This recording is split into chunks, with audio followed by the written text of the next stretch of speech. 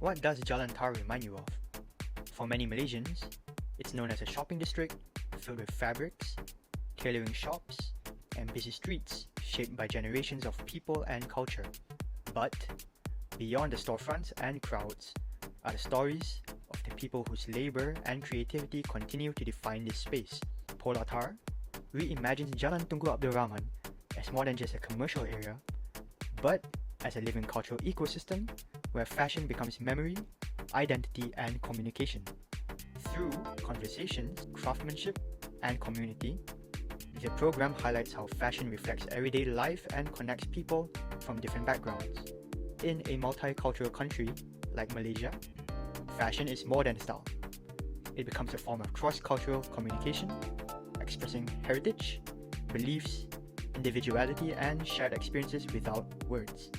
Today, through the voices and perspectives of the people here, we explore how fashion can bridge cultures, encourage understanding, and shape the way we connect with one another.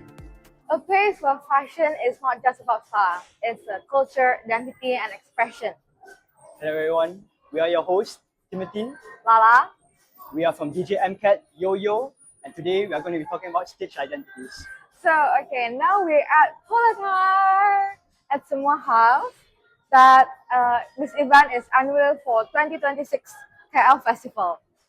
In a diverse country like Malaysia, fashion becomes a great way to communicate through cross-culture. So today we're talking about how fashion becomes an identity from different backgrounds and how says in the cross-cultural communication. Okay. So cross-cultural communication is how people from different cultural backgrounds understand and interact with each other. And well, for fashion, it's like the way to communicate happens without a word. So what's your name again? Israel. Okay. So what do you think how fashion can communicate in culture and how is it? I think fashion is innately very connected to culture because fashion is a very human thing, and every human has some sort of culture, right? So I feel like how fashion can communicate culture is just through everyday, through history. There's a lot of traditional clothing, a lot of different types of traditional clothing that it's still worn today. And even in everyday dressing, there's fabrics, there's accessories that we still use and we can incorporate in our contemporary styling. So I think that's like a very wide range of ways to communicate fashion and culture. Yeah. In Malaysia, where different cultures coexist, fashion reflects a different blends of tradition, religion, and modern influences. So, who am I here with today? My name is Roshan. All right, Roshan. How do you see different cultures reflected in the fashion scene here in Malaysia? Well, I see it through the different designers that we have currently in the scene. So, for instance, my understanding of culture in fashion comes from my best friend who runs the local fashion house Bahati. So, I'm actually currently wearing one of his pieces, and there is influences from different cultures in Malaysia reflected into the garment. For instance, this is a baju silang from Kedah, and it also has the KK M-Pesa panels, which is really common in Malay fashion. And then we have the Mandarin collar, which represents the Chinese culture. And then we have the Indian drape of the sari. So I feel my understanding of Malaysian fashion comes from the diverse range of designers that are willing to take the risk and implement Malaysian culture into fashion.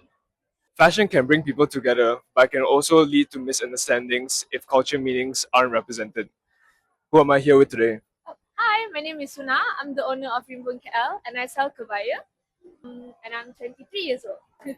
So, I have a question for you. Do you think people always understand the cultural meaning behind what others wear? I guess it depends on the time. When I started Rimbun KL, it was 5 years ago. I don't think people really care. No, they do want to understand. But as time progressed, so do we. I think now people are a lot more aware of like what other people wear and also the meaning behind it, the cultures behind it. Yes. And have you ever seen or experienced a misunderstanding related to the fashion or culture?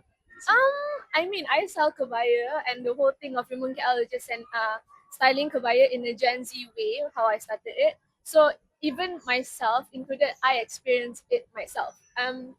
For example, when I started, I was wearing kebaya with like really short skirts or like short pants. It's my culture. I'm Malay. I wear kebaya and I mix and match with daily wear. As much as we've seen it nowadays that people are wearing with jeans, back when 5, 6 years ago, you don't see it anywhere. So I guess yeah, a lot of people don't understand why I did it, and some even called me out for cultural appropriation. So yeah, I think it does happen to people if they don't understand where it comes from and like how does one affect how other people wear on daily lives. At Polar TAR, fashion is not just about trends, it's about stories, labor, and identity. Who am I here with today? Hi, I'm Nikki. Hi, Nikki. I'm going to ask you a question here. Do events like Polar TAR help people understand different cultures through fashion? Yes, it absolutely does because just by the event itself, showcasing the diversity of just panelists, the diversity of creations and creators, it just opens people's minds and kind of guess shows them what's possible. So far, what have you learned or noticed about culture through this event? Well, what I've learned or noticed about culture is just that you can't escape it through this event. Just so you know, like through this event, it's just another reminder that we're always living in a melting pot of so many different cultures, and even culture itself is always this like evolving thing. And I guess culture is alive. Yeah. It's very much alive, and you know, even in a country like Malaysia, where maybe we are like the art isn't given so much a priority, but just being here shows that we have a very rich culture and that you know it is strong and it's growing even though it looks underground from the outside. And you know it just also shows like I think it just helps people open their minds as well. So once again, I'm from a performance art music kind of background, so I'm not really like in the fashion world like that. Although I guess fashion means something else for me, it's just a tool of self-expression. But then hearing what they talk, how they talk about it, the craftsmanship, what goes on into it, and you know, it makes me question my own relationship to fashion and maybe deepen my relationship to fashion as well, and had to have maybe a greater appreciation for what goes on behind the clothes. One key skill in cross cultural communication is understanding the awareness and the meaning behind what people wear. Who am I here with today? I'm Myra. Hi. Hi, Myra. I got a question for you. How can people be more respectful when engaging with fashion from different cultures? I think it's just a matter of like the rule is don't be weird about it. I think just like you're able to like wear pieces of like jewelry or like clothing from different cultures, and it could be a sign of appreciation instead of appropriation. And like I think what divides that those two categories is that like, you do it in a respectful way, in a way where you understand what it means, you understand where it comes from, and you wear it with pride, respect, and joy, instead of in a way of like mockery, instead of in a way of just like disrespect. I guess I think it's all about where your respect is in all of it, because especially like in a community like Malaysia, we are a multicultural community. Like there are all these talks about like appropriation and everything, but like it's just to like how do I put this? It's more like just embracing the different cultures we have here without being weird, you know, without putting a funny accent to it, without putting this, without putting that.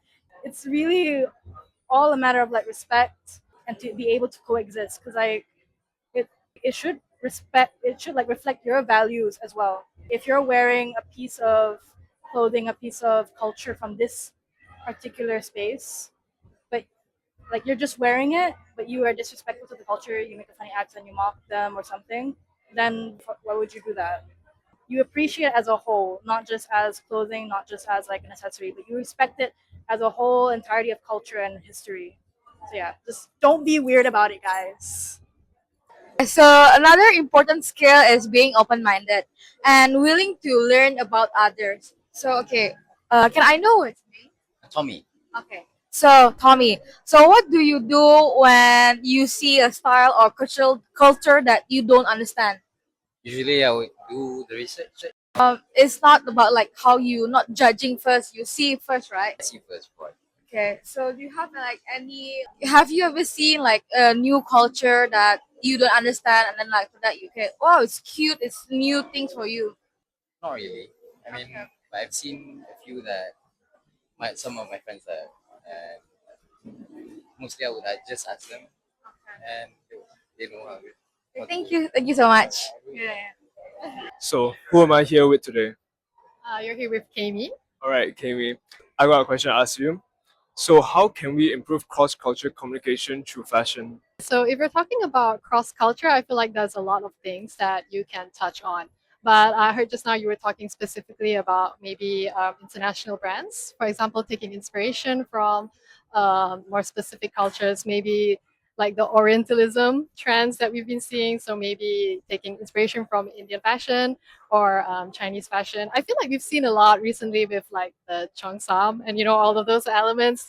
Saying that they're at a very Chinese time of their lives. Yeah, exactly that. So, it's kind of funny to see, but it's also really hard to ignore maybe the more racist issues that we've been seeing recently, especially with COVID and everything. So, it's a very strange place to suddenly see this wave of the other side coming. Suddenly people want to push this cultural thing on it. So I do definitely understand why people would take offense to that randomly.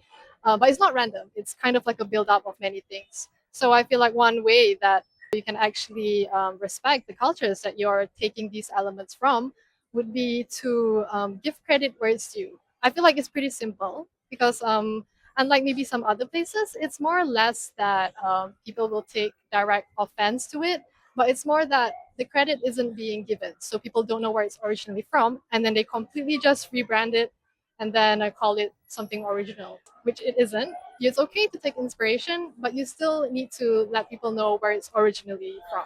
And I feel like when you give recognition to those cultures and you actually show where you take your inspiration from, that is a way that actually it makes these communities connect more, and that's how you kind of create an environment where people want to share and how we can collaborate more with each other. Now, lastly, what advice would you give to someone about respecting culture through fashion? So if it's an advice, I think I think it's pretty simple. You basically you talk about it maybe in interviews or where credit is due.